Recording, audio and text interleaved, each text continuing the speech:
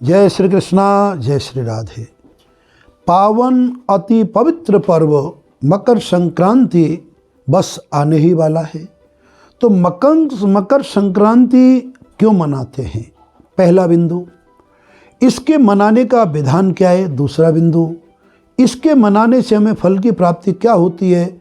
ये तीसरा बिंदु, और इसमें क्या क्या हमारे वैज्ञानिक तथ्य और इसमें साइंस जुड़ा हुआ है, ये चौथा बिंदु। अन्य जो भगवत प्रेरणा से आपके लिए संदर्भ में हम बताना चाहते हैं। देखिए बंधुओं, मकर संक्रांति का अर्थ क्या है कि हमारी 12 राशियों में 10वीं राशि मकर होती है। धनु राशि 9वीं होती, जिसमें सूर्य 1 महीने पहले प्रवेश कर जाते हैं, जिसे खर मास के बारे में मैंने बहुत विस्तार से आपको बताया था। खर मास समाप्त होते ही मकर पर जिस दिन सूर्य आते हैं तो उस दिन हमारे उत्तरायण सूर्य हो जाते हैं। उत्तरायण क्या है, दक्षिणायन क्या है, इसके बारे में फिर मैं आपको डिटेल से एक दूसरे वीडियो में बताऊंगा। आज का हमारा बिंदु केवल मकर संक्रांति के पर्व पर अमूल्य चीज़ों का जो हमें अपनानी चाहिए, करनी चाहिए, उनके पीछे क्या क्या रहस्य हैं, क्या क्या विधान है, वो मैं आपको बताने जा रहा हूँ। सबसे पहला है कि मकर संक्रांति एक महापर्व है। इसके बारे में मैंने आपको कई बार बताया कि मकर संक्रांति महापर्व है। व्रत, पर्व और त्यौहार, ये तीनों में अलग अलग भेद है। इनका मैं पहले आपको स्पष्टीकरण कर चुका हूँ। पर्व का अर्थ है कि उसमें कोई मुहूर्त देखने की या जाति देखने की या आयु देखने की या किसी के राशि के नक्षत्र देखने की आवश्यकता नहीं होती है। पर्व तो अपने आप में पर्व होता है। उस दिन जो उस पुण्य का लाभ लेने वाला, पुण्य का जो अधिकारी है, उसको लेने का पूर्ण अधिकार है। तो मकर संक्रांति में हमें क्या करना चाहिए और कब मकर संक्रांति, 2 बिंदु आपको मैं और स्पष्ट कर रहा हूँ। इस बार सन 2022 को 14 तारीख शुक्रवार के दिन मकर संक्रांति पौष के महीने में त्रयोदशी तिथि के दिन प्रवेश कर रही है। दोपहर के 2:28 पर, ये पंचांग गणना के आधार पर। अब हमें प्रातःकाल इसका 12 घंटे पूर्व पर्व शुरू हो जाता है। अतः हम प्रातः 3 बजे 2 बजे का अब तो मैं आपको नहीं बताऊंगा, लेकिन 4 बजे के बाद यानी शुक्रवार तारीख 14 जनवरी को 2022 को प्रातः 4 बजे से लेकर के और मकर संक्रांति 12 घंटे आगे तक, ऐसा मान सकते हैं कि संपूर्ण दिन आपके लिए पर्व काल है। और पर्व काल में क्या करें हम? सबसे पहले तो पौष खिचड़ी के बारे में बताया था, जो मूंग की दाल और चावल की होती है। किंतु मकर संक्रांति के दिन शरीर में ऊर्जा शक्ति बढ़ाने के लिए और हमारे वैज्ञानिक तथ्यों को ध्यान में रखते हुए उड़द की दाल और चावल की खिचड़ी बनाएं, जिसमें चावल का अनुपात ज़्यादा होता है, उड़द की दाल का अनुपात कम होता है। आप अपने स्वाद के हिसाब से इसमें मूंग आदि की दाल भी डाल सकते हो, कोई प्रतिबंध नहीं है। इसे खिचड़ी महोत्सव के नाम से भी बहुत से लोग जानते हैं। तो उस दिन खिचड़ी का दान करना, खिचड़ी का भोजन प्रसादी के रूप में बांटना और थोड़ा सा जितना आपकी शरीर की क्षमता है खिचड़ी का प्रसाद यानी भगवान को अर्पण करके पाना, वो भी आपको जरूरी है। तीसरा इसमें बिंदु जो है, दान का सबसे बड़ा महत्व है। जो भी आप दान करेंगे इस पर अनंत गुना होता है। गायों को चारा डालें, ब्राह्मणों को पंचांग दान करें, पुस्तक दान करें अथवा मीठा दान करें।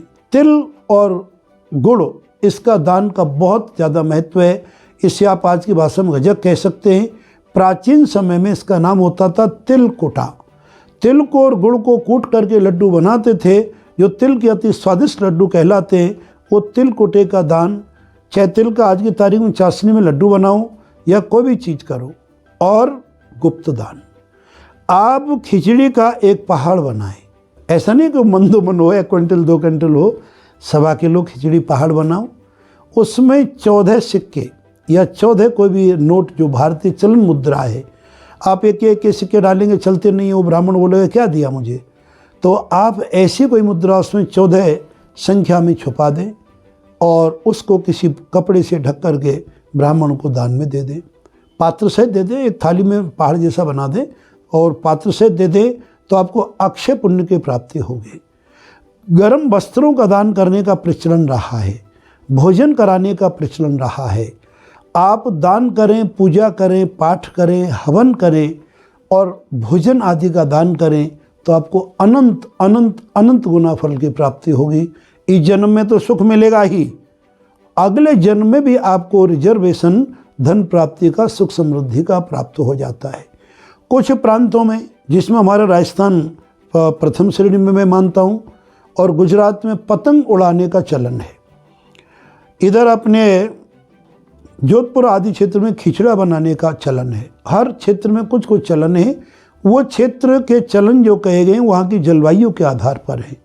साइंटिफिक रीजन देखिए, हमारे राजस्थान गुजरात में ठंड अधिक होती है इन दिनों में। मकर संक्रांति में सूर्य जब उत्तरायण होते हैं उस दिन अगर आपके शरीर पर सूर्य की छांव पड़ती है, धूप पड़ती है, तो मैं दावे के साथ कहता हूँ संपूर्ण वर्ष भर आपके शरीर में ऊर्जा शक्ति और आरोग्य शक्ति, रोग प्रतिरोधक क्षमता, इम्यूनिटी आपकी ऑटोमेटिक बढ़ जाती है। अब देखो, आप पतंग उड़ाएंगे तो बंद कमरे में तो नहीं उड़ाएंगे, पतंग उड़ाएंगे खुले में उड़ाएंगे। खुले में उड़ाएंगे तो सूर्य का प्रकाश आएगा, सूर्य की हवा भी आएगी।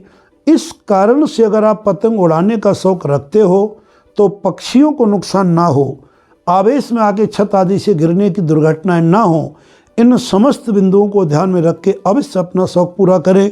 किंतु सावधानी हटी और दुर्घटना घटी, इस बात का खास ध्यान रखें। और नहीं आपको शौक है तो उस दिन खुले मैदान में अथवा छत पर आप कुछ भी बहाने से या बैठने के बहाने से धूप का सेवन करें। यह आपके लिए अनुपम उपहार, अनुपम आपकी चीज़ की एक आपको दिव्य दान है। सूर्य उदय से पूर्व यदि किसी तीर्थ में स्नान करते हो तो अनंत गुना फल प्राप्त होता है। गंगा आदि में स्नान करते हैं तो अत्यधिक अनंत गुना फल की प्राप्ति होती है। कुछ बेचारे रोगी होते हैं जिन्हें इतनी ठंड में ठंडे पानी में नहाना, नदी में नहाना स्वाभाविक नहीं होता, तो उनके लिए कहीं भी ऐसा नहीं लिखा कि अनिवार्य है। जो मैं हर बार शब्द आपको कहता हूँ, शरीर रक्षा खलु धर्म साधनम, हमारे वेद के वचनों को प्रमाणिकता मानो, अपने शरीर की जितनी क्षमता है उस प्रकार से करें। प्रिय बंधुओं, यदि आप गंगा स्नान का संभव नहीं है, ठंडे पानी से इतने आपके नहाने की आदत नहीं है, तो अपने शरीर को कष्ट ना दें। गंगा जल हर घर में मिलता ही है, ये स्वाभाविक है। तो गंगा जल के जल से, उसमें जो स्नान करते हो जरा सा गंगा जल डाल लें और उस जल से स्नान करें, तो आपके शरीर में शुद्धि होगी, रोगों की निवृत्ति होगी, पापों का नाश होगा, सुख समृद्धि का विकास होगा, समृद्धि सफलता आपको अनंत अनंत अनंत गुना आपको प्राप्त होती रहेगी। ऐसा हमारा है पावन मकर संक्रांति का पर्व। तो मैं पहले आपको सबको मकर संक्रांति के पर्व पर बधाई दे रहा हूँ। आप सबके लिए अच्छा हो। ये 3 महामुहूर्तों से लेकर के आई है, जो कि पूनम की पड़वावली, अमावस की बूध, अनपुछा मुहूर्त को कहते रस के तीज, तो आपका 13 तिथि है, पौष का महीना है, मकर संक्रांति का इसमें प्रवेश हो रहा है। और तो और रोहिणी नक्षत्र में हमारा मकर संक्रांति का प्रवेश हो रहा है, जो आपकी मन की उल्लासता को, प्रसन्नता को भरपूर देगा। तो 2022 की मकर संक्रांति आप सबके लिए मंगलमय हो, सबके लिए सुख की सूचना देने वाली हो, आनंद देने वाली हो, सुख देने वाली हो, सफलता देने वाली हो, आरोग्यता देने वाली हो। ऐसा हम प्रभु के चरणों में आपके निमित्त प्रार्थना करते हैं। प्रभु आपकी सभी मनोकामना पूर्ण करें। पुण्य में याद दिला रहा हूँ कि ज्ञान को जितना बांटोगे उतना आपका पुण्य बढ़ेगा। इस सनातन धर्म के रक्षार्थ, सनातन धर्म के एक उज्ज्वलता के लिए इस ज्ञान के पिटारी को आप ज़्यादा से ज़्यादा लोगों को बांटो। और यदि आपने हमारा चैनल आचार्य जैनेन्द्र कटारा सब्सक्राइब नहीं किया है तो उसको आप सब्सक्राइब करें, बेल का बटन ज़रूर दबाएं, जिससे कि ये हमारा चैनल अनंत गुना बढ़े, अनंत लोगों को छोटी छोटी ज्ञान की बिंदु एक माला के रूप में बनती जाएं, जो हमें हर चीज़ का ज्ञान घर बैठे आपको प्राप्त होता रहे। बस आज की वीडियो में इतना ही मैं कहना चाहूँगा। पुनः पुनः बधाई के साथ जय श्री कृष्णा और जय श्री राधे।